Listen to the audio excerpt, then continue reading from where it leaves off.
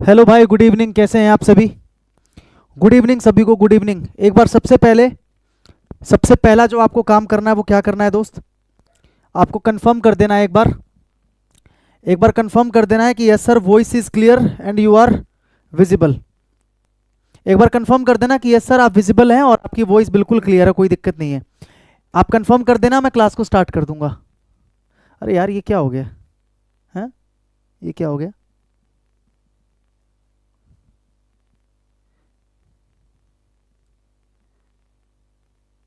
ओह, गलत PDF.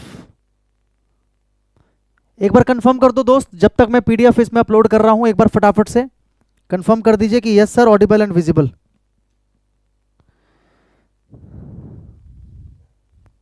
Sir ji, MTS तो अब जनवरी में होगा क्या? हाँ, लगभग मान के चलो। और कसम से बता रहा हूं, अगर एमटीएस जनवरी में होने वाला हुआ तो एमटीएस की इतनी तगड़ी क्लासेस लेकर आऊंगा, इतनी तगड़ी क्लासेस लेकर आऊंगा। मतलब ये जो क्लासेस चल रही हैं ये तो है ही, इसके अलावा इतनी तगड़ी और जबरदस्त क्लासेस लेके आऊंगा ना, मतलब मजा आ जाएगा एमटीएस वाले बच्चों को। मतलब इसी को कंटिन्यू करेंगे हम बेसिकली। ठीक है, मैंने बताया था ये क्लासेस जो है ये सीपीयू एमटीएस दोनों के लिए है। लेकिन अगर एमटीएस मान के चलो, जैसे अभी तो कोई उसकी एक्सपेक्टेड डेट भी नहीं बताई जा रही है, तो अगर जनवरी में हुआ तो हमें और भी टाइम मिल जाएगा क्लासेस करने के लिए। तो मैं एमटीएस के लिए स्पेशल क्लासेस चलाऊंगा, फिर सीपीयू तब तक हो चुका होगा। ठीक है, डीएसएसबी असिस्टेंट सुपरिटेंडेंट। अच्छा, इसका फॉर्म भरा है आपने? इंग्लिश से थक गया हूं। अरे भाई, थकना नहीं है। इंग्लिश तो इतना मजेदार और इतना प्यारा सब्जेक्ट है ना, मैं आपको क्या बताऊं। मतलब इंग्लिश में आप ये समझ के चलो ना, घिसे पिटे कुछ रूल्स हैं ग्रामर के, जिनके ऊपर बार बार क्वेश्चन पूछा जाएगा। घिसे पिटे रूल्स हैं। आपने देखा ना, मैंने एक कॉन्सेप्ट आपको कंडीशनल पढ़ाया, उसके ऊपर कितने क्वेश्चंस आए। एक कॉन्सेप्ट मैंने आपको पढ़ा दिया नो सूनर वाला, हार्डली रेयरली स्केर्सली वाला, तो कितने क्वेश्चंस आ गए। प्रोनाउन वाला एक कॉन्सेप्ट पढ़ा दिया तो कितने क्वेश्चन आ गए। नो सूनर वाला, इधर वाला, ईच वाला, ये घिसे पिटे कुछ कॉन्सेप्ट है भाई इंग्लिश के, और इन्हीं के ऊपर बार बार क्वेश्चन आते हैं। ठीक है, आज की क्लास में मैं स्टार्ट करने वाला हूं फिल द ब्लैंक्स। ठीक है, मैं बेसिकली यहां पर आपको ये बताने वाला हूं कि आपके एग्जाम्स के अंदर किस तरीके से फिल द ब्लैंक्स के क्वेश्चन पूछे जाएंगे और किस तरीके से आपको करना है एग्जाम में फास्ट, क्योंकि फास्ट करना जरूरी है। करेंगे तो सभी, लेकिन आपको क्या करना है? फास्ट करना है। ठीक है, रूल्स तो ठीक है, लेकिन वोकैब का भी इलाज कर दिया है मैंने दोस्त। मैं बता के आप लोगों को थक गया।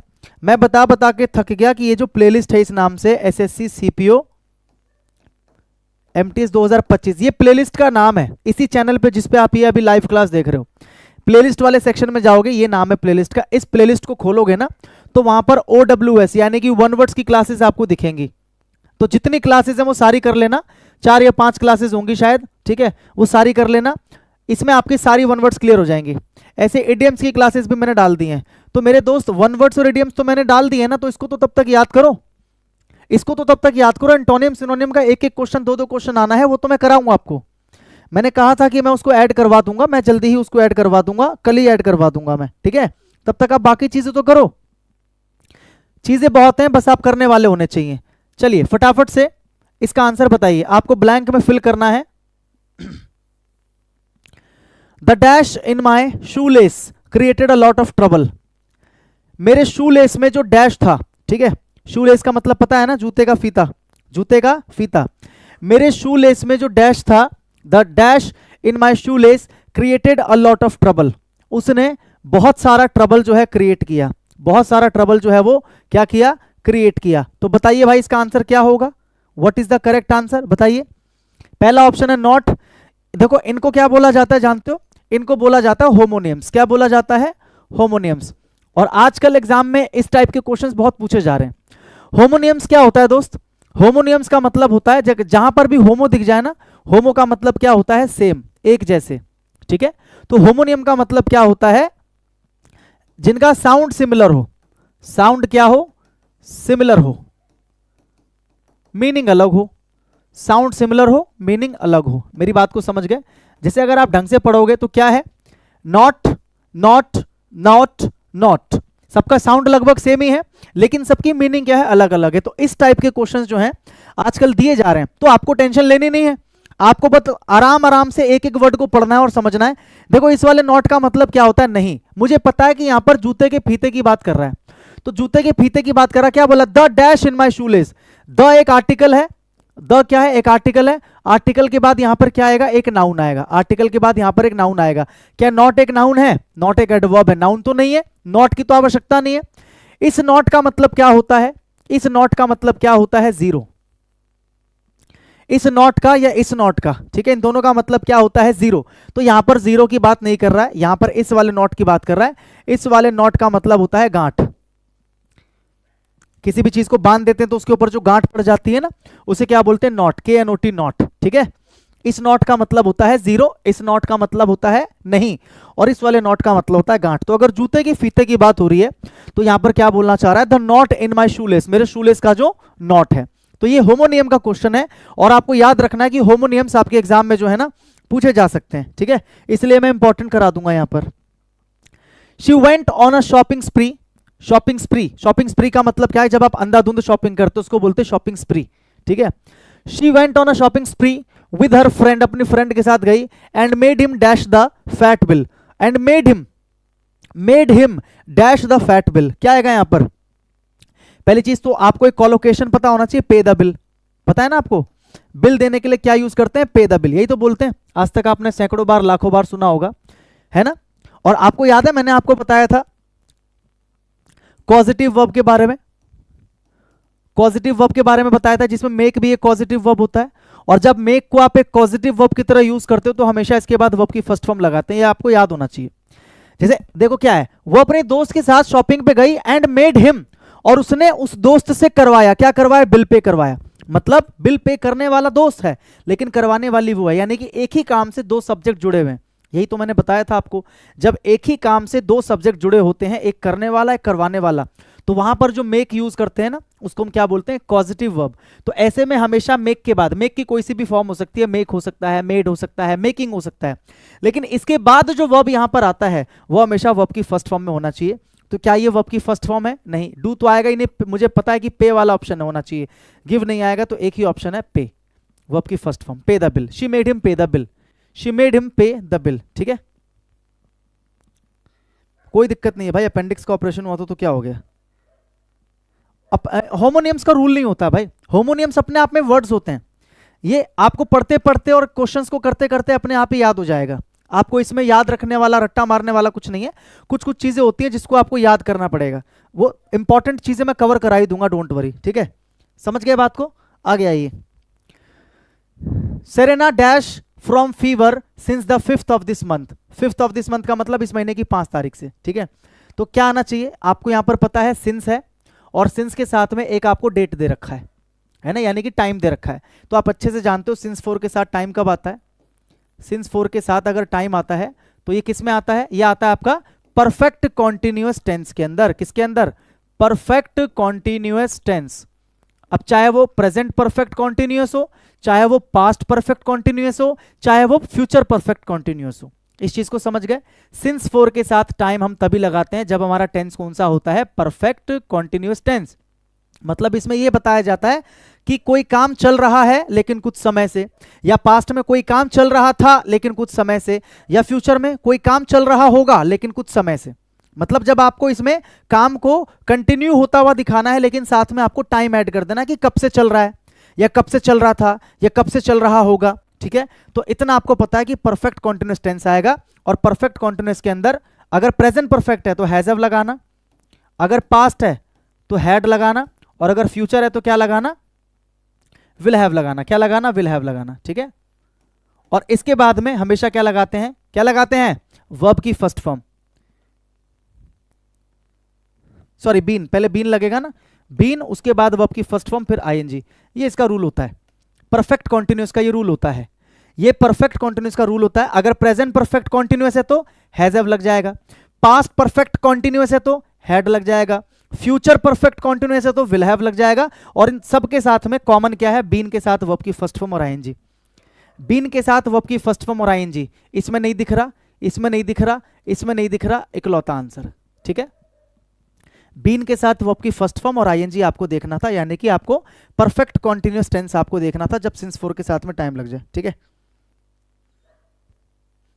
भाई आप दिल्ली, हाँ रहता था, अब तो पटना में रहता हूँ ना, रहता था वहाँ पे, रहता था क्या, मेरा बचपन बीता है भाई वहाँ पे, मतलब जब से मैंने होश संभाला है, 3 साल का जब मैं था तब शकरपुर में आया था, और तब से लेकर अभी कुछ साल पहले जब मैं पटना आया तब तक वही था मैं। आई होप आप शकरपुर के ही हो और आप जानते हो, आएंगे कभी मिलेंगे आपसे, ठीक है। चलिए आगे बढ़ जाएं दोस्त, आगे बढ़ो। Vinod had a dash escape in the car accident. Vinod had a dash escape, Vinod का एक डैश एस्केप हुआ कार एक्सीडेंट में। क्या आएगा answer, what is the answer,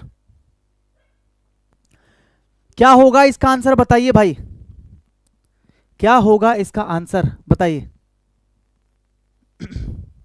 बोलिए।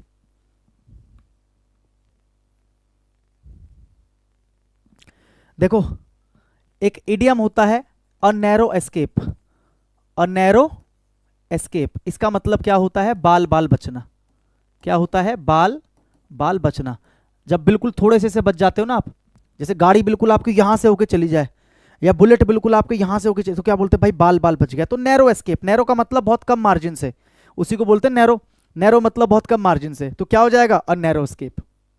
He had a narrow escape in the car accident, कि कार एक्सीडेंट में बिल्कुल बाल बाल बचा, वो बिल्कुल क्या बचा, वो बाल बाल बचा, तो उसको क्या बोलते हैं, नैरो एस्केप। क्या बोलते हैं, नैरो एस्केप। भैया मैं झारखंड से हूं, यहां से पढ़ के कुछ गवर्नमेंट जॉब करना आसान है क्या, हाँ बिल्कुल, क्यों नहीं आसान है, पढ़ाई कहीं से भी कर सकता है करने वाला। उसके लिए आपको किसी स्टेट में रहने की, किसी पर्टिकुलर स्टेट में रहने की, या किसी पर्टिकुलर इंस्टीट्यूट में पढ़ने की आवश्यकता नहीं है, पढ़ने की लगन होनी चाहिए आपके पास।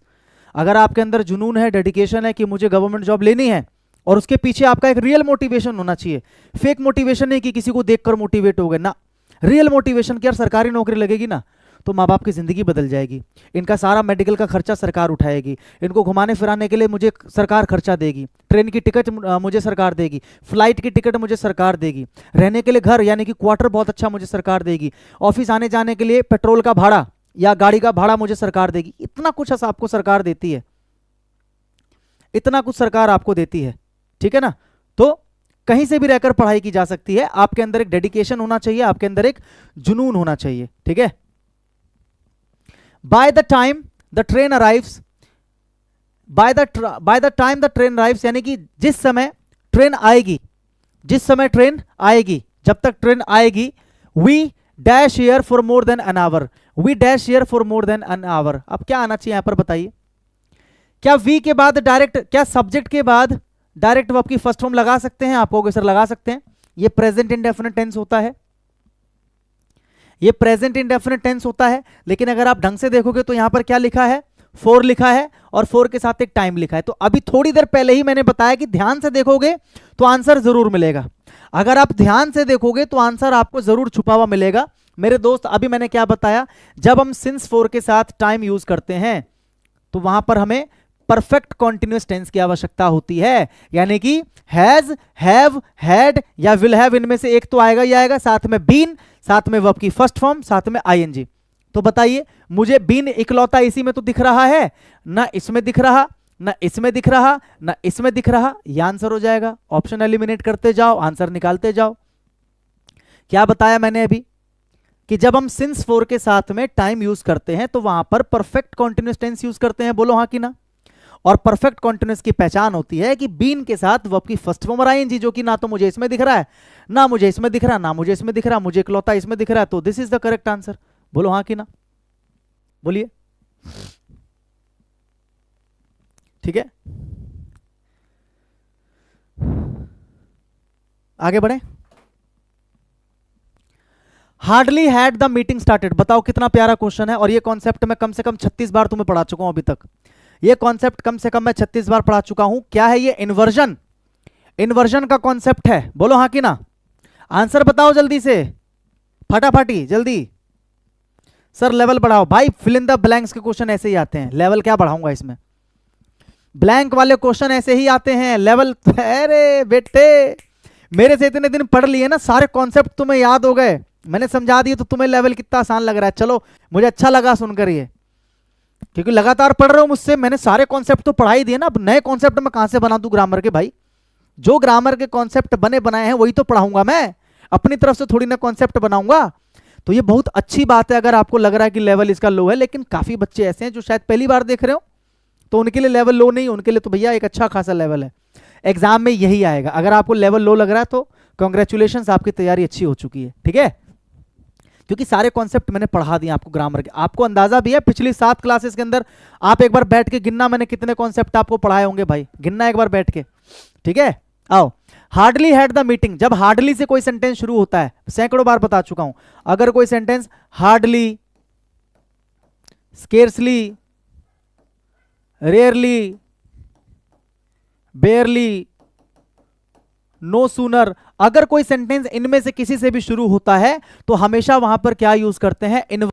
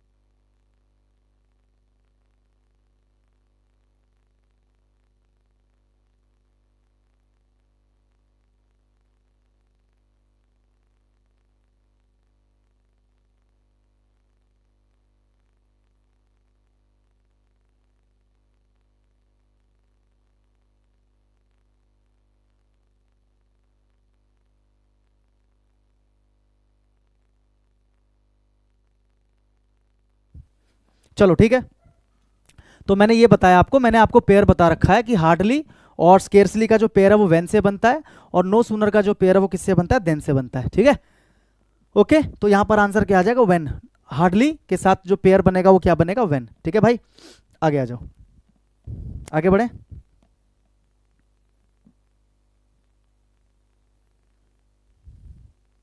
अगला क्वेश्चन करो आप लोग इसको जल्दी से।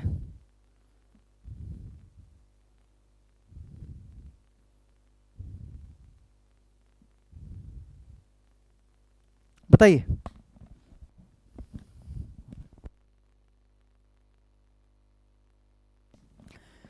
ही कंटिन्यूड टू आर्ग्यू, उसने आर्ग्यू करना कंटिन्यू रखा। ही कंटिन्यूड, उसने कंटिन्यू रखा क्या करना, टू आर्ग्यू, आर्ग्यू करना उसने क्या रखा, कंटिन्यू रखा। Dash the clear evidence, dash the clear evidence presented against him, उसके खिलाफ क्लियर एविडेंस थे, फिर भी वो आर्ग्यू करता रहा। ये तो बच्चा बच्चा पढ़ के बता देगा कि सर यहां पर क्या कहना चाह रहा है, कि उसके खिलाफ में क्लियर सारे के सारे एविडेंस थे, फिर भी या इसके बावजूद भी वो आर्ग्यू करता रहा। यानी कि यहां पर ये जो दोनों चीजें हैं ना, ये आपस में किसको दिखा रही है, कॉन्ट्रास्ट को। किसको दिखा रही है, कॉन्ट्रास्ट को। कॉन्ट्रास्ट का मतलब जब एक दूसरे के अगेंस्ट हो दोनों क्लॉजेज या दोनों सेंटेंसेस। ये वाला जो क्लॉज है कि उसने आर्ग्यू करना कंटिन्यू रखा जबकि उसके खिलाफ क्लियर एविडेंस थे, यानी कि ये दोनों बिल्कुल ऑपोजिट जा रहे हैं, ये तो कहना चाह रहा है ना। तो बिकॉज ऑफ का मतलब क्या होता है, के कारण, ठीक है। ओइंग टू का मतलब भी क्या होता है, के कारण, ठीक है। ड्यू टू का मतलब भी क्या होता है, के कारण। इन तीनों का मतलब होता है के कारण, और डिस्पाइट का मतलब क्या होता है, के बावजूद। तो बताना क्या आना चाहिए, बताना क्या आना चाहिए इन चारों में से, आप बताओ। उसके खिलाफ सारे के सारे सबूत होने के बावजूद भी वो लगातार बहस करता रहा। तो सबूत होने के बावजूद, क्योंकि ये जो डिस्पाइट है ना, ये दो कॉन्ट्रास्ट वाली चीजों को आपस में जोड़ता है। ये तो तब लगाते हैं ना जब किसी चीज के होने की बात कर रहे होते और हमें उसका कारण बताना होता, कि आई कुड नॉट कम, मैं नहीं आ सका ड्यू टू द रेन, बारिश की वजह से। तो वहां पर दोनों को देखकर पता लगता कि एक में काम हो रहा है और दूसरे क्लॉज के अंदर उसी काम के होने का या ना होने का रीजन बता रहा है, लेकिन यहां पर रीजन नहीं बता रहा है। यहां पर तो ये बोल रहा है कि सारे सबूत थे उसके खिलाफ, फिर भी या के बावजूद भी बहस करता रहा, तो डिस्पाइट। और मैंने आपको क्या बताया था, सैकड़ों बार बता चुका हूं कि डिस्पाइट के साथ कभी भी ऑफ लगाने की गुस्ताखी मत करना, क्योंकि डिस्पाइट जो होता है वो किसके बराबर होता है, इन स्पाइट ऑफ। किसके बराबर होता है, इन स्पाइट ऑफ। ठीक है, ध्यान रखना। आगे बढ़ जाएं, ये सब कराए हुए कॉन्सेप्ट है भाई, कुछ भी नया नहीं है इसमें। आगे बढ़िए, चलो। ही इज टू इंटेलिजेंट, ओहो हो, क्या कॉन्सेप्ट है, क्या कॉन्सेप्ट है, मजेदार। समझाता हूं, कुछ ध्यान से देखो। देखो, एक होता है मेरे पास भाई साहब टू, बहुत ध्यान से देखना, बहुत मजेदार कॉन्सेप्ट समझाने वाला हूं। एक होता है मेरे पास टू, ये एक प्रपोजिशन है, ये एक प्रपोजिशन होता है, इसकी मीनिंग सबको पता है। टू का मतलब क्या होता है, कहीं को या किसी को, जब को की फॉर्म में बोलते हैं, जैसे happy birthday to you, I am going to Delhi, तो ये तो पता है जब की और या को की बात करते हैं। और एक होता है टू, ये एक एडवर्ब होता है भाई, ये एक एडवर्ब होता है। इसकी हिंदी क्या होती है, इसकी मीनिंग क्या होती है जानते हो, इसकी मीनिंग होती है more than required. More than required यानी कि जितनी आवश्यकता है उससे ज्यादा, जितनी आवश्यकता है उससे ज्यादा, ये इसकी हिंदी होती है, मोर देन रिक्वायर्ड। अगर आप किसी को बोलते हो ही इज टू स्मार्ट, अगर आप बोलते हो किसी को ही इज टू स्मार्ट, क्या बोलते हो, ही इज टू स्मार्ट, इसका मतलब क्या है, आप उसकी अच्छाई कर रहे हो या बुराई कर रहे हो, आप उसकी बुराई कर रहे हो। आप कहोगे सर कैसे, हम तो उसे स्मार्ट कह रहे हैं ना, आप उसे स्मार्ट नहीं कह रहे, आप उसे जरूरत से ज्यादा स्मार्ट बोल रहे हो, ओवर स्मार्ट यानी कि, समझ गए बात को। एक टू लगने से कितना मीनिंग चेंज हो गया, इसने मीनिंग को नेगेटिव कर दिया। अगर मैं किसी को बोलता हूं ही स्मार्ट, मतलब बड़ा स्मार्ट है, ही इज टू स्मार्ट मतलब ज्यादा होशियार है, कुछ ये जरूरत से ज्यादा होशियार है, तो यानी कि सामने वाला आपकी तारीफ नहीं कर रहा। तो कभी भी वेरी की जगह पर टू मत लगाना। कई लोग गलती करते हैं कि वेरी को टू के बराबर समझ लेते हैं, जो कि नहीं होता। और ऐसे ही कई लोग वेरी को सो के बराबर समझ लेते हैं, जो कि नहीं होता। बहुत इंपॉर्टेंट चीज है ये, अब इसके ऊपर देखना कितना जबरदस्त कॉन्सेप्ट आएगा और कितने जबरदस्त क्वेश्चंस आएंगे, ये आपने आज तक नहीं पढ़ा होगा। वेरी जो है टू के बराबर नहीं होता। जैसे आप किसी को बोलते हो ना वेरी गुड, कोई अगर अच्छा काम कर रहा है तो आप क्या बोलते हो, वेरी गुड मतलब बहुत अच्छा, बिल्कुल ठीक है। अगर आप बोलते हो ना टू गुड, जैसे आपने कई बार सुना भी होगा यू आर टू गुड, तो यू आर टू गुड का मतलब पता क्या है, कि जितना अच्छा नहीं होना चाहिए ना तुम उतने अच्छे हो। तो ये तो किसी को कॉम्प्लीमेंट नहीं करते आप ऐसे, आप क्या बोलते हो, बहुत अच्छे हो। तो वेरी कभी भी टू के बराबर नहीं हो सकता। जहां पर आप वेरी लगा रहे हो वहां पर आप कभी भी टू नहीं लगा सकते, क्योंकि टू की मीनिंग अलग है। टू की मीनिंग है जरूरत से ज्यादा। और ऐसे कई लोग क्या मैंने देखे हैं ना, जैसे सो यूज करते हैं वेरी की जगह, जैसे यू आर सो स्वीट, गलत है। आप किसी को ये बोलो यू आर वेरी स्वीट, सो का मतलब ये है ही नहीं जो आप यूज करते हो आज तक, यू आर सो स्वीट मतलब आप तो ये बोल रहे हो कि तुम कितने स्वीट हो, तुम कितने मीठे हो। आप मतलब स्वीट मतलब तुम कितने अच्छे हो, मीठे नहीं, मतलब तुम कितने अच्छे हो, यही बोलना चाहते हो। तो सो नहीं बोलोगे, क्या बोलोगे, very, you are very sweet. Very जो है ना सो नहीं होता, सो कभी भी अकेला यूज होता ही नहीं। कमाल की बात ये है, अभी समझाऊंगा पढ़ाऊंगा कैसे। सो जो है कभी भी अकेला यूज नहीं होता, हमेशा पेयर में यूज होता है। वो बड़ा डरपोक है। जैसे वेरी को आप अकेला यूज करते हो ना, तो क्या बोलोगे, he is very sweet, he is very good, he is very smart. Very use कर सकते हो, सो नहीं यूज करना है यहां पर। सो हमेशा पेयर में यूज होता है। सो हमेशा किस में यूज होता है, पेयर में यूज होता है। मेरी बात को समझ गए, बोलिए।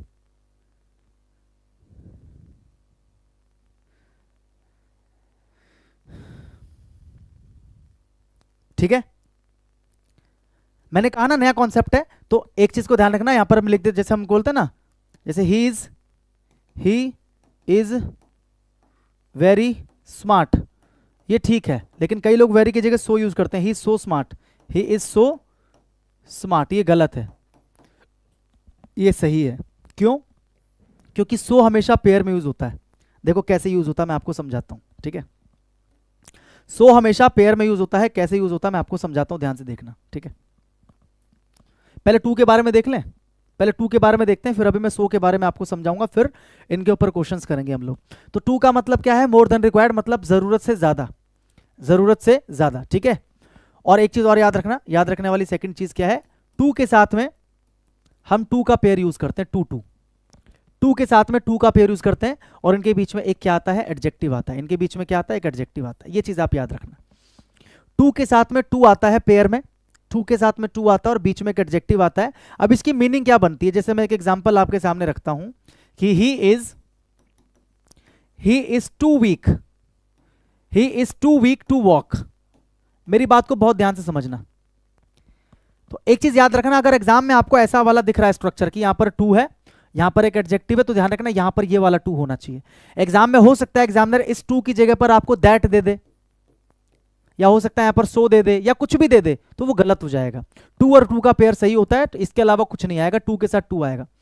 लेकिन जरूरी नहीं कि हमेशा टू के साथ टू आएगा। मैंने कहा ना अगर आएगा तो टू आएगा। मैंने जैसे सिंगल भी तो बना सकता हूं ना कि ही इज टू वीक, ऐसे भी तो बना सकता हूं। कौन इसको गलत कर देगा? कोई नहीं गलत करेगा भाई। सिंगल टू भी बना सकता हूं, कोई दिक्कत नहीं है। लेकिन टू और टू को जोड़कर बनता है और इसके आगे एक वर्ब आ जाता है। कैसे? अब इसकी मीनिंग क्या होती है जरा ध्यान से समझो। ही, इसका मीनिंग तो सिंपल है, ही इज टू वीक, मतलब वो जरूरत से ज्यादा वीक है। वो क्या है? जरूरत से ज्यादा वीक है। अब इसका मीनिंग क्या है? ही इज टू वीक, कि वो इतना वीक है, टू वॉक, कि वो चल नहीं सकता। मीनिंग नेगेटिव जाती है। कहीं पर भी नॉट नहीं लिखा ना, लेकिन जब आप इसकी हिंदी बनाते हो तो उसमें नहीं जोड़ोगे आप। जैसे वो इतना कमजोर है कि वो चल नहीं सकता, ये इसकी मीनिंग आती है। जब भी आप टू और टू की मदद से एक एडजेक्टिव को जोड़कर इस तरीके से एक सेंटेंस बनाते हो तो उसकी मीनिंग हमेशा नेगेटिव में जाती है, कि वो इतना कमजोर है कि वो चल नहीं सकता। वो इतना कमजोर है कि वो चल नहीं सकता। मेरी बात को समझ गए? बोलो हाँ कि ना। अब सेम मीनिंग जो टू देता है, सेम मीनिंग जो टू देता है वही सेम मीनिंग आपको सो देता है। जैसे टू के साथ में टू का पेयर होता है ना, अभी आपने देखा, ऐसे ही सो के साथ में दैट का पेयर होता है। ये याद रखना, सो के साथ में किसका पेयर होता है? दैट का पेयर होता है। तो जैसे यहां पर आपने टू और टू को यूज किया ना, ऐसे ही मैं क्या कर सकता हूं? He is so weak, he is so weak. अब मैं सो लगा दूंगा टू की जगह पर, ही इज सो वीक। अब यहां पर मैं लगा दूंगा सो के साथ में that, that, he is so weak that. अब यहां पर दैट के बाद में, यहां पर दैट के बाद में आपको प्रॉपर एक क्लॉज आपको जोड़ना पड़ेगा। यहां पर दैट के बाद डायरेक्ट आप वर्ब नहीं जोड़ सकते, ये गलत हो जाएगा। क्यों? पता है ना, यहां पर टू है और आपको अच्छे से पता है कि टू के बाद तो वर्ब की फर्स्ट फॉर्म हम लगाते ही हैं, ये इन्फिनिटिव बन जाता है। ये तो मैं आपको कितनी बार पढ़ा चुका हूं कि टू के बाद वर्ब की फर्स्ट फॉर्म तो लगाते ही हैं, इन्फिनिटिव बन जाता है। लेकिन यहां पर कहानी रुक गई है किस पे? दैट पे। किस पे रुक गई? दैट पे। तो दैट के बाद डायरेक्ट वर्ब मत लगा देना, दैट के बाद प्रॉपर एक क्लॉज लगेगा, प्रॉपर एक क्लॉज लगेगा। यानी कि क्लॉज का मतलब पहले subject, that he, that he.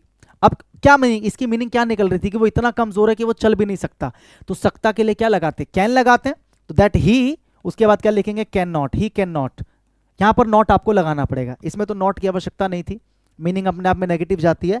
He is so weak that he can not, और यहां पर लिख दोगे वॉक। यानी कि जो मीनिंग इस ऊपर वाले भाई साहब की है, इस भाई साहब की, टू और टू वाले भाई साहब की, ठीक है, वही सेम मीनिंग इस सो और दैट वाले भाई साहब की। तो इसीलिए मैंने आपको कहा था कि सो कभी अकेला नहीं आता, सो के साथ आपको दैट का पेयर देखने को मिलेगा। एक अलग है जो सो के साथ में एज का पेयर मैंने बताया था, सो और एज के बीच में एडजेक्टिव आता है, वो अलग चीज है।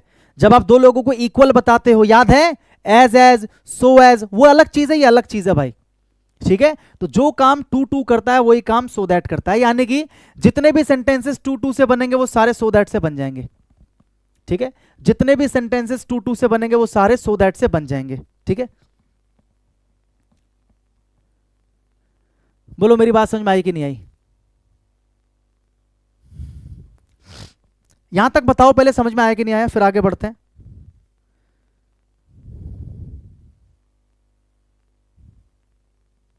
हाँ ये भी कह सकते हो भाई, बिल्कुल। आप पहले यहां तक की बात मुझे बताओ, यहां तक आपको समझ में आया कि नहीं आया? ये कॉन्सेप्ट आपको समझ में आया कि नहीं आया? जो मैंने समझाया, क्या समझाया? कि टू टू का पेयर होता है, ऐसी सेम आपका सो दैट का पेयर होता है। मतलब टू और सो एक तरीके से काम करते हैं, लेकिन वेरी कभी टू के बराबर नहीं होता और वेरी कभी सो के बराबर नहीं होता। इसीलिए अकेले सो को यूज मत करना वेरी की तरह, गलत हो जाएगा ना। अकेले टू को कर सकते हो, मीनिंग आपको थोड़ा सा अलग देगा। ही इज टू वीक का मतलब जरूरत से ज्यादा वीक, लेकिन अकेले सो को यूज नहीं करते। सो के साथ में ऐसे केस में दैट आ जाता है। बताइए बताइए। जैसे बताना सही है गलत है। He is too smart to be cheated, बताना सही है या गलत है? He is too smart to be cheated, बताइए। ये जो मैंने आपके सामने एक सेंटेंस लिखा, ये ग्रामेटिकली सही है या नहीं है? बताइए। He is too smart to be cheated. मैंने आपको सैकड़ों बार बता रखा कि टू के साथ वर्ब की फर्स्ट फॉर्म ये एक्टिव होता है। क्या होता है? एक्टिव। और अगर इसी का पैसिव बनाना है तो टू के साथ में बी लगा दो और इस वर्ब की फर्स्ट फॉर्म को थर्ड फॉर्म कर दो, ये पैसिव बन जाता है। तो ये पैसिव बना दिया मैंने, टू बी चीटेड, ठीक है। तो सबसे पहले आप ये देखो, ये देखो सबसे पहले टू और टू का पेयर आ रहा है, आपको कोई एसर आ रहा है, इनके बीच में एक एडजेक्टिव आ रहा है, आपको कोई एसर आ रहा है। ये एडजेक्टिव हमेशा पॉजिटिव डिग्री में रहेगा दोस्त, ये याद रखना। ये एडजेक्टिव हमेशा पॉजिटिव डिग्री में रहेगा, हमेशा positive, always in positive degree, always in positive degree. ध्यान रखना इस चीज को, ठीक है। स्मार्ट का स्मार्टर मत कर देना या स्मार्टेस्ट मत कर देना, ठीक है। स्मार्ट का स्मार्ट होगा। बताइए, अब बताइए सही है नहीं है? नमस्ते भाई, राधे राधे। बताइए सही है कि नहीं है? He is too smart to be cheated, तो टू और टू का पेयर है, कोई दिक्कत नहीं है, बीच में एडजेक्टिव पॉजिटिव डिग्री का, कोई दिक्कत नहीं है। इसको मैंने पैसिव कर दिया है, तो इसकी मीनिंग क्या निकली? इसमें ग्रामेटिकली कोई एरर नहीं है। इसकी मीनिंग क्या है कि वो इतना स्मार्ट है कि उसे चीट नहीं किया जा सकता। पैसिव है ना, तो उसे चीट नहीं किया जा सकता, मतलब वो किसी को चीट नहीं कर रहा है, उसे चीट नहीं किया जा सकता। समझ गए? वो इतना स्मार्ट है कि उसे चीट नहीं किया जा सकता। He is too smart to be cheated. इसका एक्टिव कैसे बनेगा भाई? इसका एक्टिव कैसे बनेगा? ही इज टू स्मार्ट, वो इतना स्मार्ट है टू, कैसे बनेगा इसका एक्टिव? टू चीट, ये वर्ब की फर्स्ट फॉर्म, गलत है ये। एक्टिव का मतलब है कि यही चीट कर रहा है, एक्टिव का मतलब तो ये सब्जेक्ट बन जाएगा ना। एक्टिव और पैसिव में ये तो डिफरेंस है, एक्टिव का मतलब ये सब्जेक्ट है, पैसिव का मतलब ये ऑब्जेक्ट है। तो ये ऑब्जेक्ट ही तो है कि वो इतना स्मार्ट है कि उससे चीट नहीं किया जा सकता, तो इसी के ऊपर काम हो रहा है, मतलब ये ऑब्जेक्ट है, तो पैसिव है। इसका एक्टिव नहीं बना सकते आप, क्योंकि काम ही सारा ऑब्जेक्ट के ऊपर है भाई। इसका एक्टिव कैसे बना दोगे? ठीक है,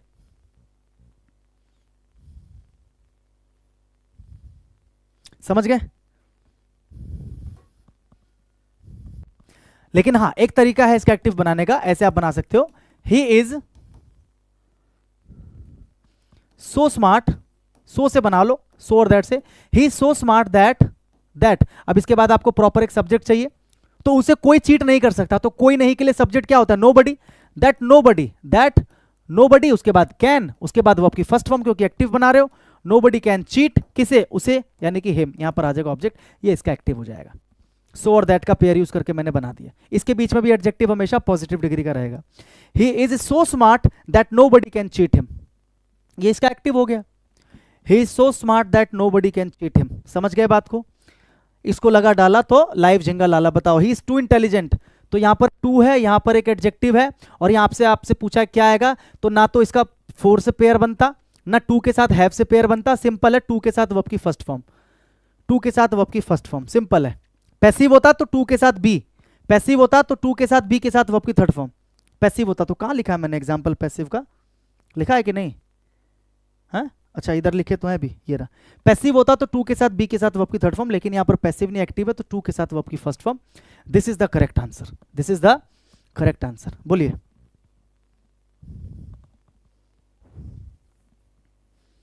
ठीक है, अरे भाई तुम लोग कमेंट में बातें मत करो, इधर देखो। एमटीएस का एग्जाम कब होगा मैं बता दूंगा।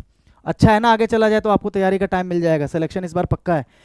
एमटीएस के लिए फिर स्पेशल क्लासेस में और शुरू करूंगा। पहले ये 20 मैराथन खत्म करूंगा, फिर एमटीएस के लिए स्पेशल क्लासेस शुरू करूंगा, वोकैब और क्वेश्चंस कराना थोड़े से और, ठीक है ना।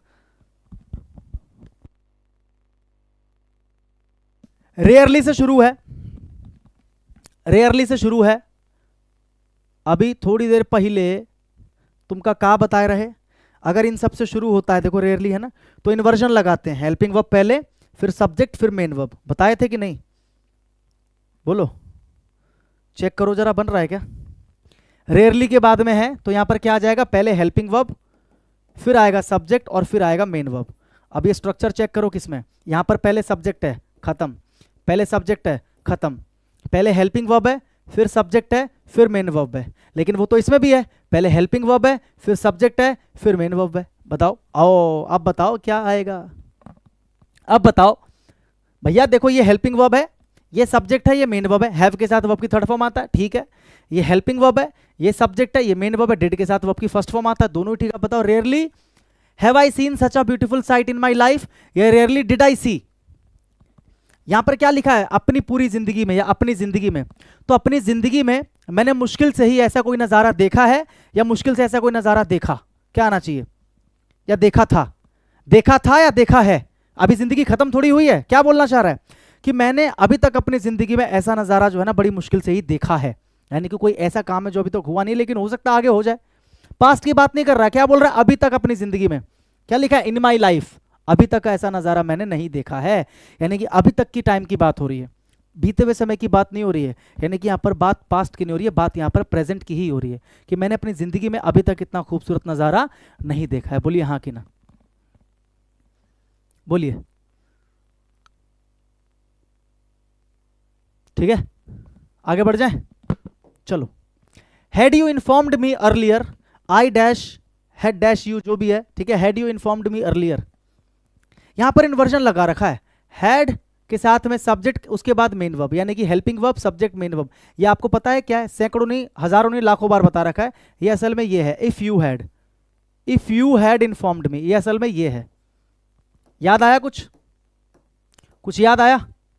कंडीशनल, ये कंडीशनल है, कौन सा कंडीशनल, पास्ट परफेक्ट वाला कंडीशनल। तो जब पास्ट परफेक्ट से बनता है ये वाला क्लॉज, तो आपका जो ये वाला क्लॉज होता है वो किससे बनता है, वुड के साथ हैव, सैकड़ों बार बता रखा है, वुड के साथ हैव के साथ वर्ब की थर्ड फॉर्म। जो रेगुलर क्लास लेते हैं उनको पता होगा, बाकी बच्चे सोच रहे होंगे भाई ये क्या पढ़ा रहे हैं भैया। रेगुलर क्लास वालों को पता है क्योंकि ये कॉन्सेप्ट में पढ़ा चुका हूं।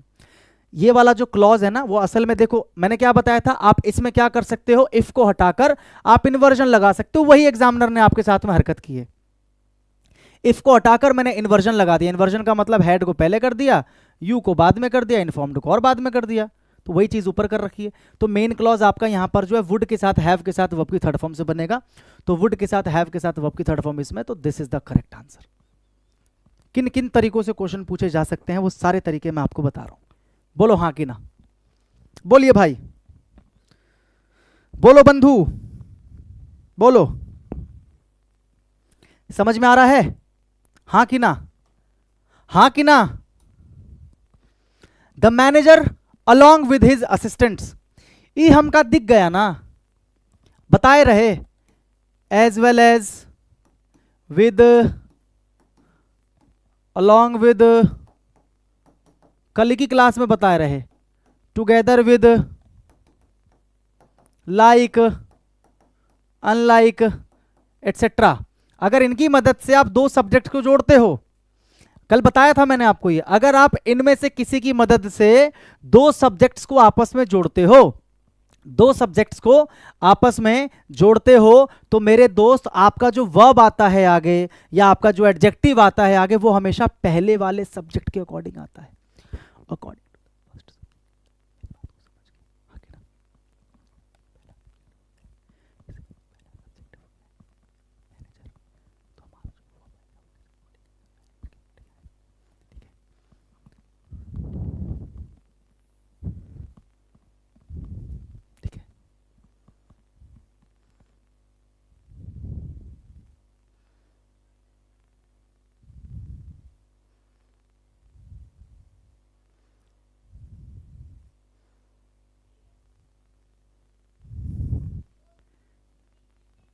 ठीक है भाई, अरे वही है, मैं मजाक कर रहा था तुम्हारे साथ, मैं बोल ही नहीं रहा था मैं। ठीक है, तो पहला जो सब्जेक्ट है वो मैनेजर है, ये दूसरा जो सब्जेक्ट है वो क्या है, प्लूरल है, पहला सिंगुलर है, मुझे इससे मतलब है, तो इसके साथ में सिंगुलर वर्ब आना चाहिए। ई प्लूरल है, ई प्लूरल है, ई प्लूरल है, इक्के को सिंगुलर है, इक्के को सिंगुलर है, बोलो हाँ कि ना। ठीक है ना, पहला वाला सब्जेक्ट हमारा सिंगुलर है तो इक्के को सिंगुलर है, इज। ठीक है, अगला, I will not attend the meeting, मैं मीटिंग अटेंड नहीं करूंगा, dash I receive an official invitation. आप मुझे सबसे पहले बताओ, ये दोनों एक दूसरे के कॉन्ट्रास्ट में है, ऑपोजिट में, एक दूसरे से कनेक्टेड है, क्या है, बताओ बताओ।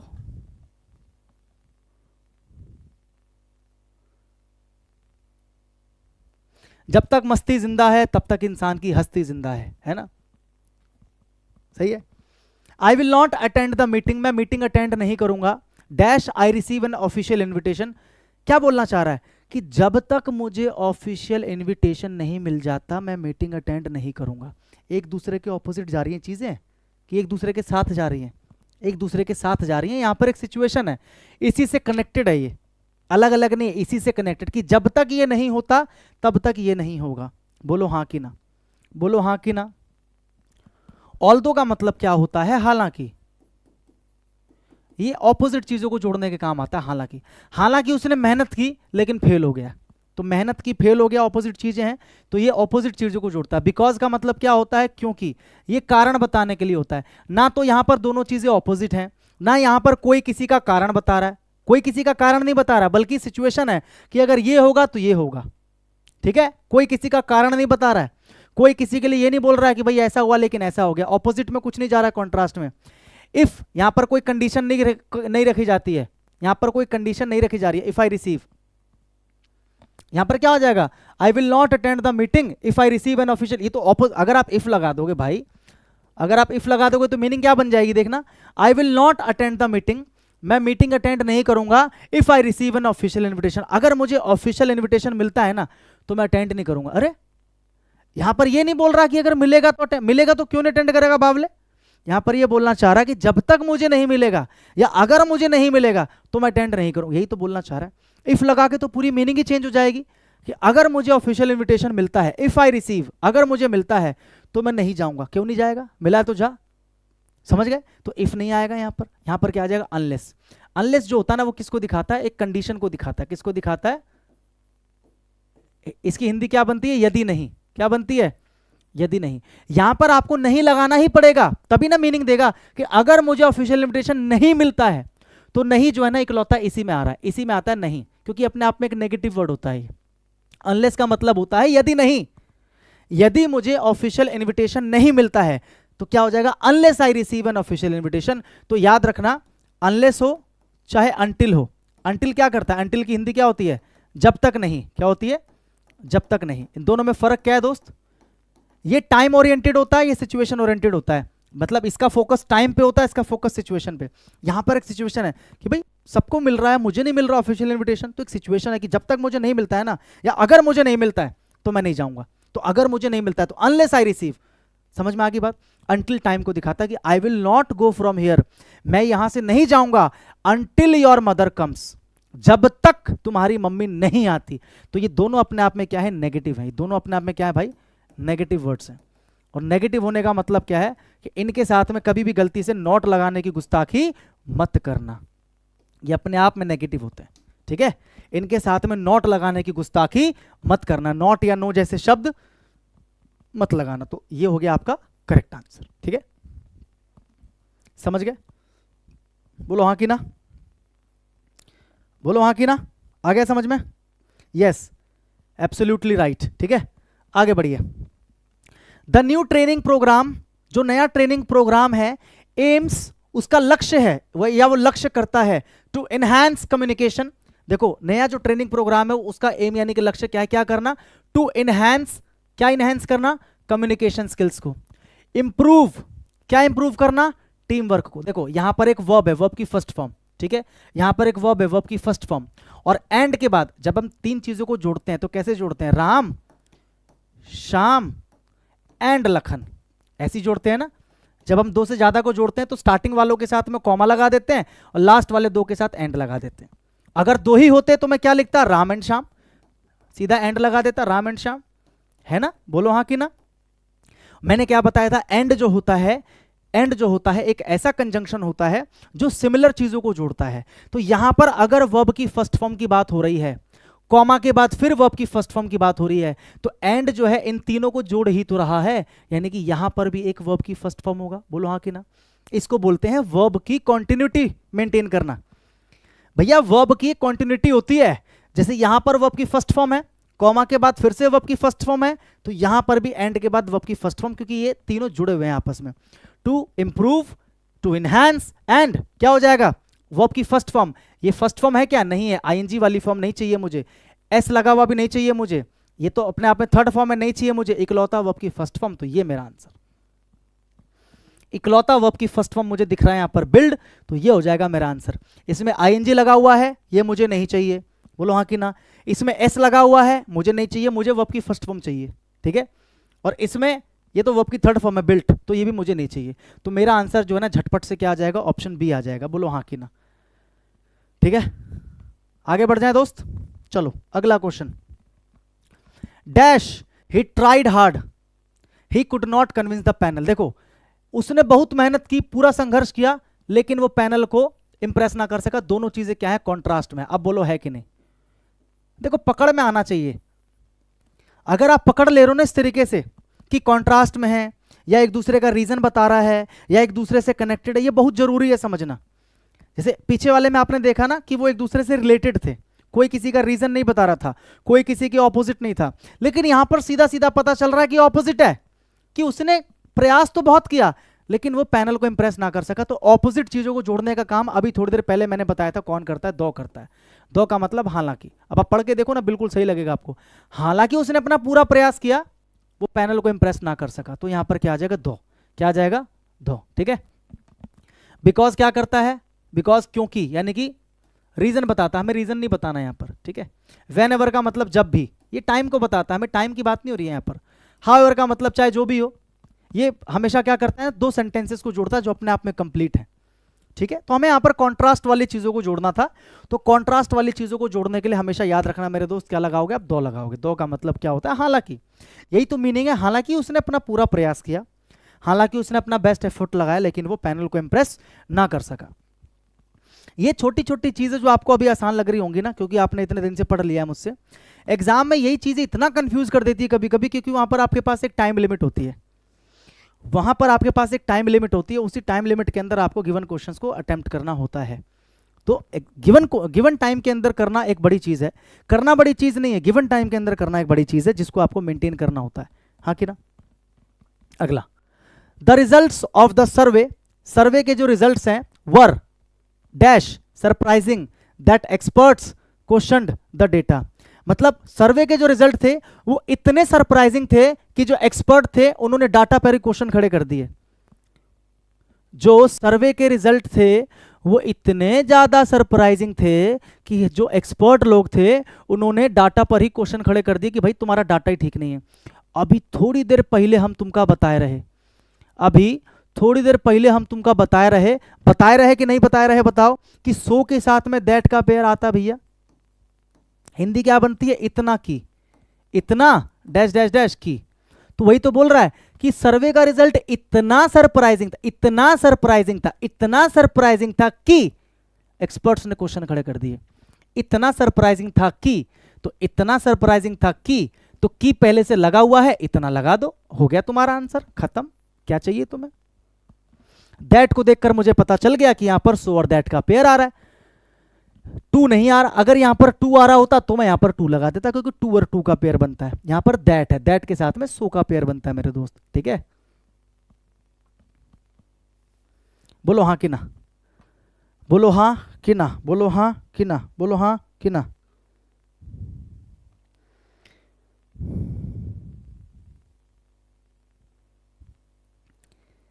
सीजीएल 2026 का कैलेंडर कब आएगा?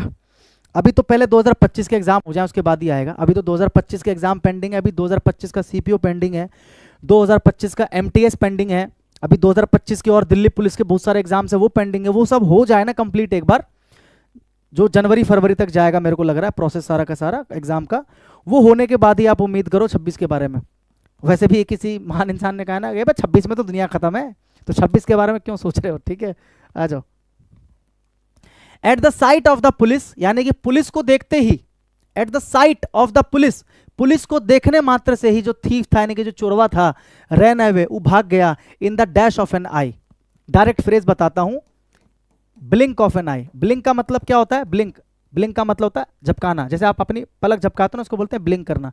ब्लिंक ऑफ एन आई का मतलब क्या हो जाएगा, बहुत तेजी से, यानी पलक झपकते ही। ब्लिंक ऑफ एन आई का मतलब हो जाएगा पलक झपकते ही, यानी कि बहुत तेजी से, पलक झपकते ही, यानी कि बहुत तेजी से। तो यही तो बोलना चाह रहा है कि जो चोर था, जो चुट्टा था, वो बहुत तेजी से भाग गया पुलिस वाला को देखते ही। ठीक है, तो क्या हो जाएगा आंसर भैया इसका, ब्लिंक ऑफ एन आई। ठीक है, इसी से तो बना है ब्लिंक इट। ब्लिंकिट ने अपना नाम ब्लिंकिट क्यों रखा है, कि आप ब्लिंक करो ऐसे और हम सामान आपके घर पे ले आएंगे इतनी देर में, इसी से नाम पड़ा है ब्लिंकिट, कि आप ब्लिंक करो यानी कि पलक झपकाओ, हम आपका सामान डिलीवर कर देंगे आपके पास, ब्लिंकिट। ठीक है, ओके मेरे दोस्त, अगला क्वेश्चन आपके स्क्रीन के ऊपर ये रहा, बताइए, बताइए इसका आंसर दोस्त जल्दी।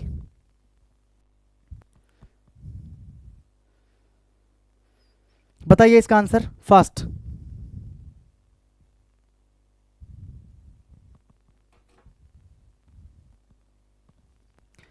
Gautam dash all the documents by the time his senior advocate reached the court.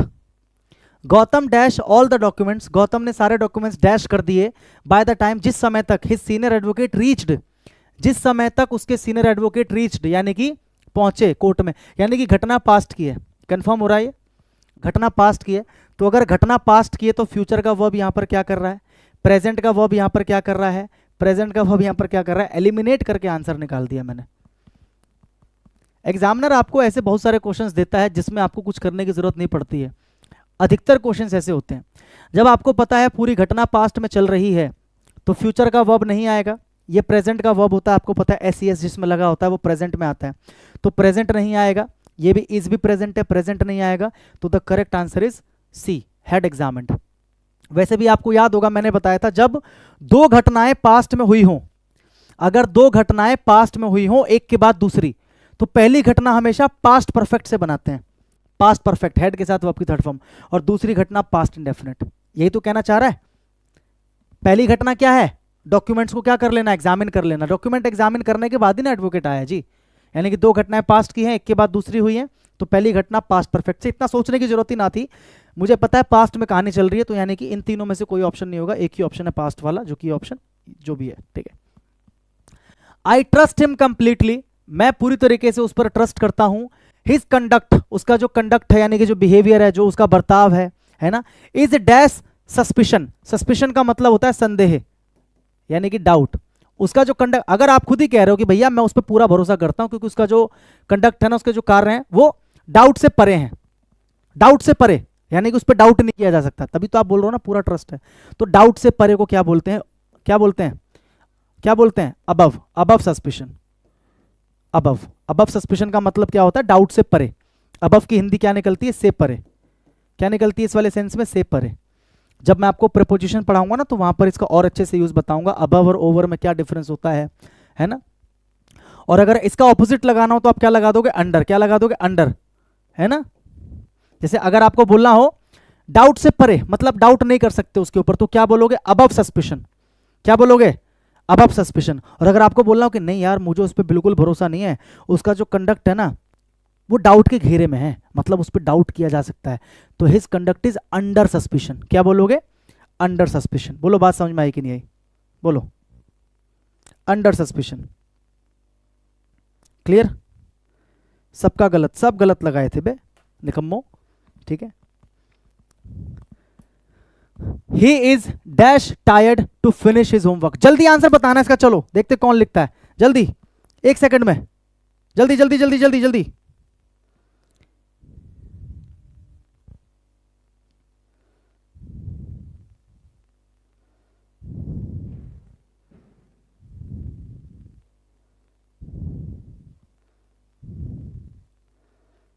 जल्दी जल्दी जल्दी, बहुत बढ़िया, शाबाश। इसी तरीके से एग्जाम में फास्ट करना है। यहाँ पर मुझे टू दिख रहा है, यहाँ पर एक एडजेक्टिव दिख रहा है, तो यहाँ पर टू लगा दो, काम खत्म। टू और टू के बीच में एक एडजेक्टिव आता है, पेयर बन गया, खत्म, खेला खत्म, ठीक है। अगला, अभी बताया था ना मैंने टू और टू, याद है कि नहीं, बहुत बढ़िया, सबका ठीक था, सबका ठीक था, बहुत बढ़िया, टू और टू, शाबाश। आगे बढ़े। द जज डिक्लेयर्ड दैट, जज ने डिक्लेयर किया दैट द रेड कार, की जो रेड कार है वेंट, रेड कार जो है वेंट, वेंट वर्ब की second form, went dash then, dash then, यहां पर देन आ रहा है, देन के बाद यहां पर एक दूसरी कार है ब्लू कार, यहां पर एक रेड कार है, यहां पर एक ब्लू कार है, देन यानी कि मुझे पता लग गया इन दोनों के बीच में कंपैरिजन हो रहा है। भाई देन लगा हुआ है ना, देन लगाते हैं कब, जब कंपेयर करते हैं, और यहां पर मुझे कंपैरिजन के लिए दो अलग अलग कार्स दे रखी हैं, तो मुझे पता है यहां पर एक कंपैरेटिव डिग्री का एडजेक्टिव आएगा, कंपैरेटिव डिग्री का एडजेक्टिव आएगा, सुपरलेटिव नहीं आएगा, पॉजिटिव डिग्री नहीं आएगा। फार पॉजिटिव डिग्री है, ये क्या है, पॉजिटिव डिग्री है, फार का मतलब दूर, इसी का कंपैरेटिव क्या होता है, फारदर, ये कंपैरेटिव है, ठीक है, कंपैरेटिव, और इसी का सुपरलेटिव होता है फारदेस्ट, ठीक है। और ये कुछ ना है, जब फार का फारदर बनता है तो मोर क्यों लगाऊंगा मैं, मैंने आपको बताया था पहले ही, भाई जिसका कंपैरेटिव बन रहा है उसके साथ मोर क्यों लगाऊंगा, है। तो मुझे पता है यहां पर कंपैरेटिव आएगा, एक लौता ऑप्शन है फारदर, तो खत्म, बढ़ने, ज्यादा पढ़ने की आवश्यकता नहीं है। ही has not dash return the money, he has not dash return the money, बताइए क्या आएगा यहां पर, यह भी मैं आपको पढ़ा चुका हूं। ये भी मैं आपको कॉन्सेप्ट पढ़ा चुका हूं। बताइए क्या आएगा इसका आंसर दोस्त, जल्दी।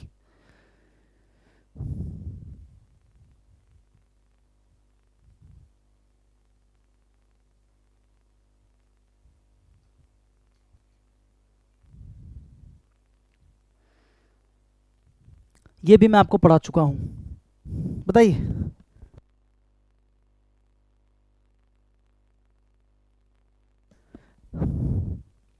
ही has not only return, only आ सकता है क्या? ओनली का मतलब सिर्फ, सिर्फ यहां पर नहीं मैच कर रहा है, टू नहीं आएगा। He is not to return, भाई टू के साथ तो वैसे भी नॉट नहीं आता, और टू का तो यहां पर कोई सेंस ही नहीं बनता।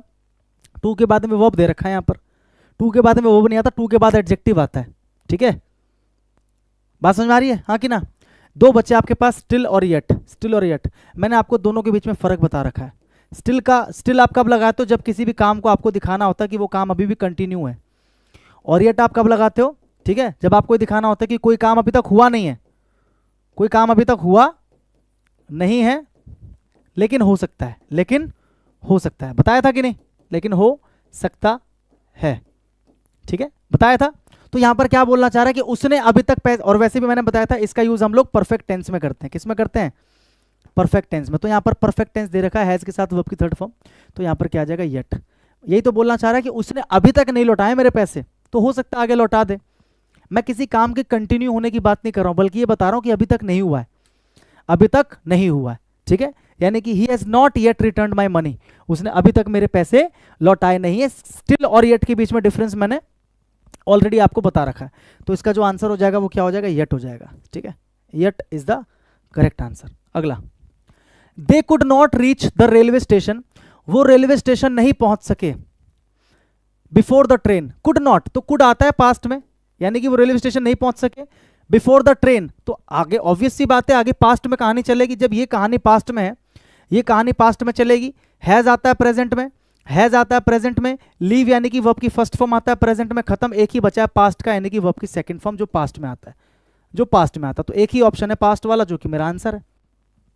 एग्जाम में इस तरीके से उड़ाना है, एग्जाम में इसी तरीके से उड़ाना होता है आपको।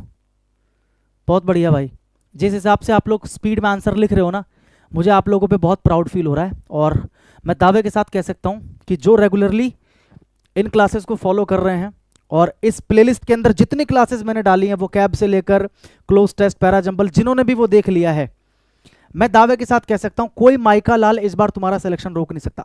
केवल तभी जब तुम्हारे बाकी सब्जेक्ट भी ठीक है।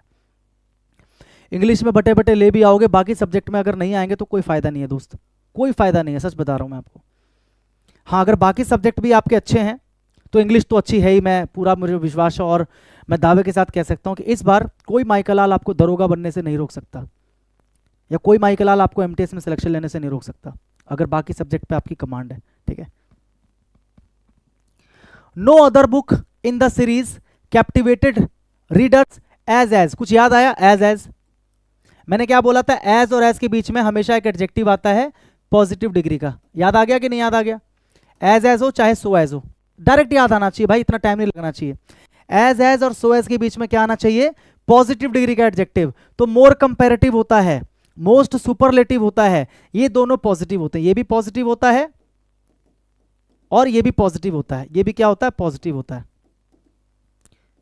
मच भी पॉजिटिव होता है, मैनी भी पॉजिटिव होता है। फर्क क्या होता है? मच जो होता है ना, वो अनकाउंटेबल के साथ लगता है, अनकाउंटेबल, यानी कि ऐसी चीजों के साथ लगता है जिनको गिन नहीं सकते, और मैनी लगता है काउंटेबल चीजों के साथ, यानी कि जिनको गिना जा सकता है, जिनको गिना जा सकता है। यहां पर क्या बोल रहा है कि किसी भी और किताब ने लोगों को उतना ज्यादा कैप्टिवेट नहीं किया जितना इस किताब ने किया, उतना ज्यादा। यहां पर जो एज लग रहा है वो क्या बताना चाह रहा है कि किसी भी और किताब ने उतना ज्यादा कैप्टिवेट नहीं किया। तो क्या यहां पर किसी काउंटेबल नाउन की बात हो रही है? क्या बोलना चाह रही है? ये जो यहां पर आप एडजेक्टिव लगा रहे हो वो किसके लिए लगा रहे हो? इसके लिए लगा रहे हो कि उतना ज्यादा कैप्टिवेट नहीं किया। तो कितना ज्यादा? उतना ज्यादा, यानी कि यहां पर किसी काउंटेबल चीज की बात हम नहीं कर रहे हैं। अगर मैं ये बोलता कि ज्यादा से ज्यादा लोग, तो as many people as you can, तो वहां पर फिर काउंटेबल लगा देते, मैनी लगा देते, तो क्योंकि वहां पर काउंटेबल आ रहा है पीपल, लेकिन यहां पर अनकाउंटेबल आ रहा है। यहां पर इसके लिए तो लग रहा है, रीडर्स के लिए नहीं लग रहा है। आप कंफ्यूज मत होना। यहां पर क्या बोलना चाह रहा है कि no other book in the series, की सीरीज में कोई और बुक ऐसी नहीं है जिसने कैप्टिवेट किया हो किसको? रीडर्स को। कितना? As much as the final instalment, जितना लास्ट वाली बुक ने लोगों को कैप्टिवेट करके रखा है, बांध के रखा है, उतना और किसी ने नहीं किया। तो उतना मतलब कितना, उतना, यानी कि यहां पर किसी गिनने वाली चीज की बात नहीं हो रही है। तो यहां पर जब किसी अनकाउंटेबल चीज की बात करते हैं तो क्या लगाते हैं, मच लगाते हैं, मैनी नहीं लगाते। मैनी तभी लगाते जब काउंटेबल चीज की बात करते हैं। कल इसका एक एग्जाम्पल भी आया था अगर आपको याद हो। ठीक है, अगला, even animals find it difficult, यहां तक कि एनिमल्स को भी बड़ा मुश्किल लगता है to dash the loss of their loved ones, मतलब अपने किसी प्यारे को, अपने किसी नजदीकी को या प्रिय को खोने का जो डैश है ना, difficult to dash the loss, क्या, bear the loss, wear the loss, bear the loss या वेयर द लॉस। देखो ये होमोनियम का क्वेश्चन है, ये होमोनियम का क्वेश्चन है, आपको पता होना चाहिए। बताइए आंसर बताइए जल्दी।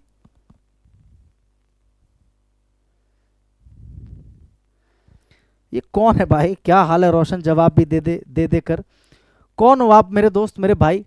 मेरे को तो ऐसा लग रहा है कि मेरा कोई दोस्त यार या कोई जानकारी है जिस तरीके से आप बात कर रहे हैं मुझसे। तो आप एक बार अपना नाम मुझे बताइए, फिर मैं भी थोड़ा सा परिचय आपको दूं, थोड़ा परिचय आपसे करूं।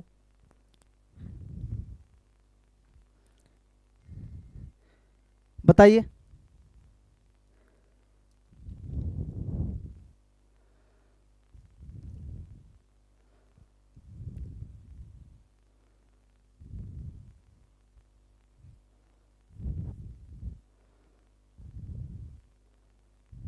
बताइए, आंसर बताइए आप लोग इसका।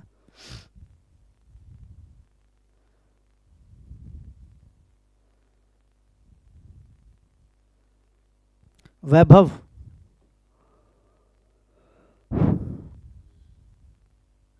वैभव नहीं याद आ रहा भाई मुझे।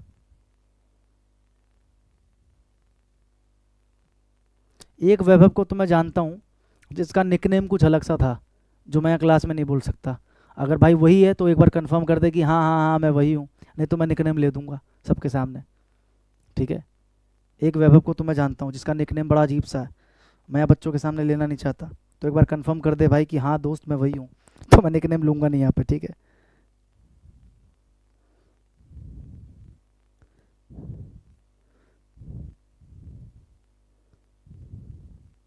क्लास 10:30 बजे से होती है। मैंने दिल्ली देखा था आपको प्रोटेस्ट में, उम्र आपसे बड़ी है। वैभव, अच्छा प्रोटेस्ट में, नहीं तो आप वो वाले वैभव नहीं हो। एक मेरा दोस्त भी वैभव है, उसका एक अलग सा नाम था कुछ, इसीलिए मुझे लगा कि आप शायद वही हो। ठीक है वैभव, मैं अच्छा हूँ, आप बताइए कैसे हैं? आप लिख रहे हैं उम्र में बड़े, नमस्ते भाई। ठीक है, चलिए आगे आइए।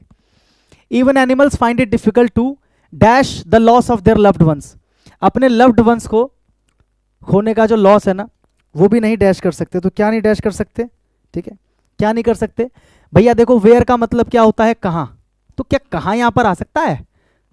लॉस को क्या नहीं कर सकते, कहां नहीं कर सकते, या लॉस को पहन नहीं सकते। वेयर का मतलब होता है पहनना, लॉस को पहन नहीं सकते, ये लॉस को बर्दाश्त नहीं कर सकते। यही तो बोलना चाह रहा है कि भैया जानवर भी अपने किसी प्रिय का जो खोना है, जो दूर जाना है, वो बर्दाश्त नहीं कर सकते, उसको बर्दाश्त नहीं कर सकते, है ना। तो बर्दाश्त करने को क्या बोलते हैं? बर्दाश्त करने को बोलते हैं बेयर। बेयर बेयर मतलब सहन करना या बर्दाश्त करना। सहन करना सबका आंसर गलत था तुम्हारा, ठीक है, या बर्दाश्त करना। तुम्हें जो चीज़ें आसान लगती है ना वो चीज़ें आसान होती नहीं है। इस वाले बेयर का मतलब क्या होता है, इस वाले बेयर का मतलब क्या होता है? टू अनकवर, किसी चीज को अनकवर कर देना, यानी कि कपड़े उतार देना या उसको पूरा खोल के रख देना, है ना। जैसे बोलते हैं ना बेयर फीट, तो बेयर फीट का मतलब क्या होता है? नंगे पैर। बेयर फीट का मतलब क्या होता है? नंगे पैर, ये याद रखना दोस्त, ठीक है। बेयर का मतलब होता है सहन करना, बर्दाश्त करना, कि भैया जो जानवर है वो भी अपने किसी जाने का जो दुख है या जो लॉस है उसको बर्दाश्त नहीं कर सकते, उसको बर्दाश्त नहीं कर सकते, ठीक है।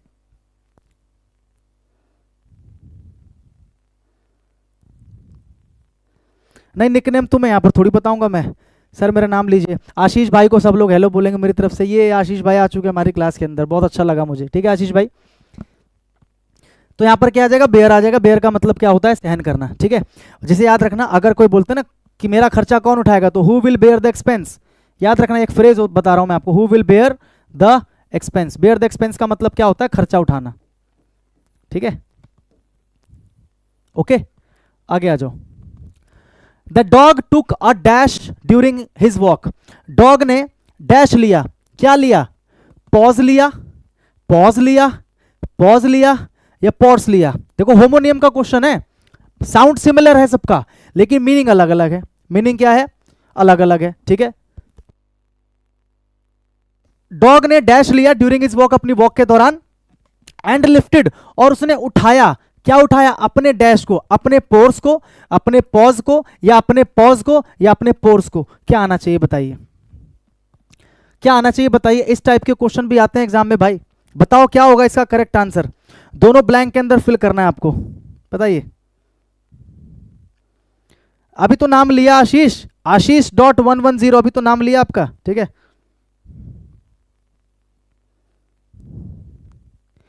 देखिए डॉग ने डैश लिया और अपने डैश को डैश किया, मतलब अपने डैश को लिफ्ट किया। तो किसको लिफ्ट किया? मतलब सेकंड वाले को फिल कर रहा हूं पहले मैं, ठीक है। तो कुत्ते ने अपने पोर्स को, देखो पोर का मतलब क्या होता है? पोर का मतलब क्या होता है? उड़ेलना, उड़ेलना या फिर कह सकते हो डालना। जैसे फॉर एग्जांपल मैं बोलता हूं कि मेरे कप में थोड़ी सी चाय उड़ेल दो या चाय डाल दो, तो क्या बोलूंगा? पोर सम टी। क्या बोलूंगा मैं? पोर some tea in my cup, यानी कि मेरे कप में थोड़ी सी चाय डाल दो। तो यहां पर कुत्ते ने उठाया, तो कुत्ता ये उड़ेलना कुछ मैच कर रहा है? नहीं कर रहा है। पोर का मतलब उड़ेलना, आपको पता है यहां पर आपको एक नाउन चाहिए, यहां पर आपको क्या चाहिए? नाउन चाहिए, क्योंकि एडजेक्टिव है भाई। आपको इतना तो पता लग गया कुत्ता अपने पंजे को उठाने की बात कर रहा है। कुत्ते के 4 पंजे ही होते हैं और कुछ तो होता नहीं है। हाँ पूंछ भी हो सकता था, लेकिन यहां पर पूंछ जैसा कुछ नहीं है। पॉज, पॉज का मतलब देखो ये एक वर्ब है, तो वर्ब नहीं चाहिए। पॉज क्या है? पॉज क्या है? पॉज का मतलब क्या होता है? रुकना। पॉज का मतलब क्या होता है? रुकना या ब्रेक, रुकना या ब्रेक लेना। तो यहां पर कुत्ते ने क्या उठाया?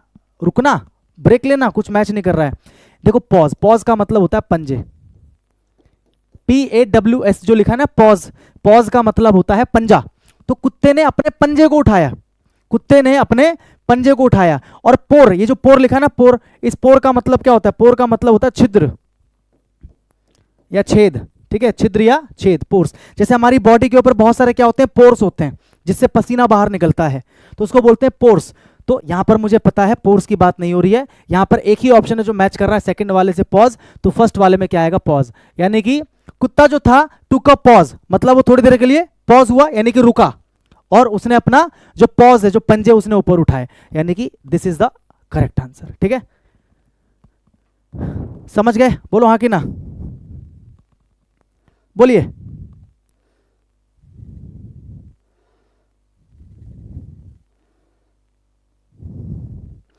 क्लास कब तक चलेगी? बस क्लास खत्म, 2 क्वेश्चन और बचे हैं, बस 2 क्वेश्चन और बचे हैं, खत्म क्लास।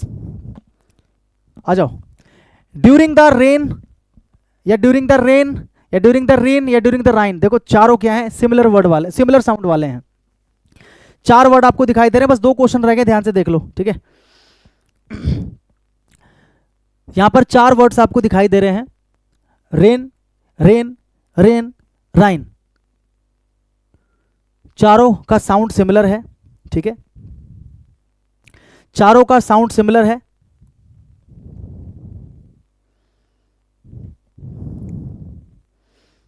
घर वाले बोल रहे हैं पता नहीं क्या कर रहे इतनी रात को। हाँ हो सकता है भाई, उल्टे सीधे काम करते हो तुम फोन लेके, कोई गारंटी थोड़ी है, हैं? किस किस को फोन लगा के रात में, हाँ बाबू खाना खा लिया अपने, कोई कोई गारंटी है भाई? कोई गारंटी नहीं है। तो घर वाले डाउट कर रहे हैं तुम पे, मतलब बेटा तुम वैसे हो, ठीक है, हैं?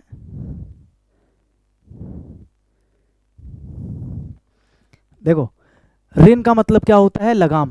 क्या होता है? लगाम। जो घोड़े के मुंह में लगा होता है ना, घोड़े को कंट्रोल करने के लिए, उसको बोलते हैं रेन, यानी कि लगाम, ठीक है। क्या बोलते हैं? लगाम।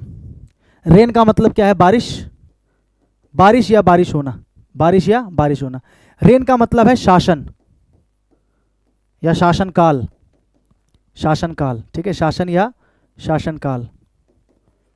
और ये एक नदी का नाम है, ये एक नदी है, नदी का नाम है, इसको मारो गोली। देखो during the rain of dash queen Victoria, queen Victoria के क्या?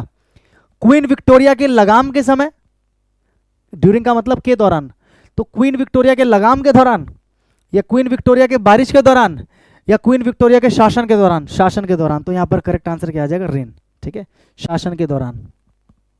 क्या आ जाएगा? शासन के दौरान, क्वीन विक्टोरिया के शासन के दौरान। ठीक है,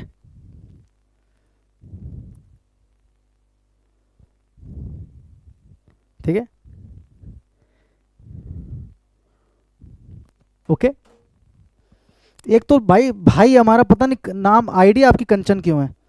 ए कंचन, कंचन ऑफिशियल सिंगर, फोटो लड़के की लगी हुई है और नाम कंचन है। ये क्या लफड़ा है भाई? सब ठीक है? अब मैं आपको कंचन भाई बोलूं कंचन बहन बोलूं, पहले तो आप मुझे बताओ। मतलब फोटो लड़के की है, नाम कंचन है, या हो सकता है किसी और की आईडी से देख रहे हो, फोटो अपनी चिपका दी हो। नाम कंचन ही है आपका? कंचन, अरे कंचना होगा, कंचना, ओ कंचना होगा शायद, स्पेलिंग मैंने गलत पढ़ लिया क्या? कंचना नहीं यार, है तो कंचन ही। कंचन, कंचना तो नहीं है भाई, कंचना तो नहीं है। कंचन लड़का का भी नाम, मैं जिंदगी में पहली बार सुन रहा हूँ कि कंचन किसी लड़के का नाम है। कसम से, तुम्हारी कसम बता रहा हूँ, झूठ बोल रहा हूँ तो तुम्हें कुछ हो जाए। ठीक है, मैं पहली बार सुन रहा हूँ कि कंचन किसी लड़के का नाम है। बड़ा अजीब नाम है।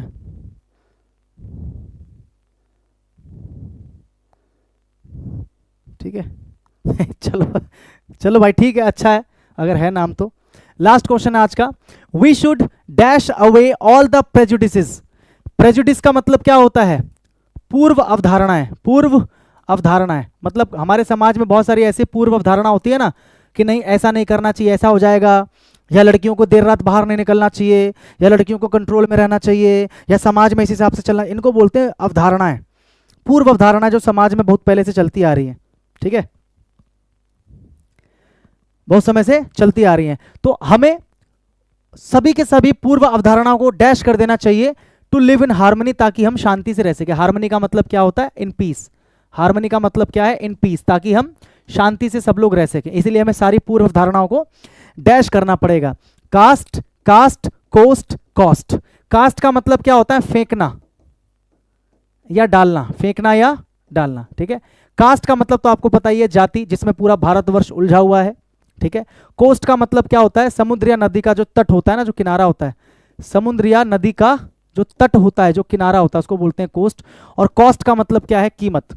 तो यहां पर एक ही चीज मैच कर रहा है कि हमें सारे पूर्व अवधारणाओं को फेंक देना चाहिए, कहीं फेंक देना चाहिए, कहीं उड़ा देना चाहिए, डाल देना चाहिए। ठीक है, एक ही मैच कर रहा है। जाति की बात नहीं हो रही है, समुद्र तट की बात नहीं हो रही है, कीमत की बात नहीं हो रही है। शुड के बाद वर्ब की फर्स्ट फॉर्म आएगा, यही आपका वर्ब की फर्स्ट फॉर्म है। ये वर्ब नहीं है, ये नाउन है। कोस्ट भी एक नाउन है। ठीक है, और कॉस्ट क्या है? कॉस्ट क्या है? कॉस्ट भी एक वर्ब है, लेकिन यहां पर कॉस्ट नहीं आ सकता, यहां पर क्या आएगा? कास्ट आएगा। ठीक है, वोट डालने जाते हो ना आप, उसे क्या बोलते हैं पता है? जब आप वोट डालने जाते हो उसे क्या बोलते हैं? To cast vote. To cast vote. Give नहीं लगाते, वोट के साथ में गिव नहीं लगाते, ये कॉलोकेशन है। कॉलोकेशन बताया था ना मैंने, वर्ड्स का पेयर होता है जो बिल्कुल सही साउंड करता है और ग्रामेटिकली भी सही होता है। तो जब आप वोट डालने जाते हो तो क्या बोलते हो? I am going to cast my vote. I am going to cast my vote मतलब मैं अपना वोट डालने जा रहा हूं। ठीक है, तो इस प्रकार से आज के सारे क्वेश्चंस भैया कंप्लीट हो गए। ठीक है, और कल की क्लास में हम लोग मिलेंगे आप लोगों से, कल की क्लास में मिलेंगे हम लोग आप लोगों से।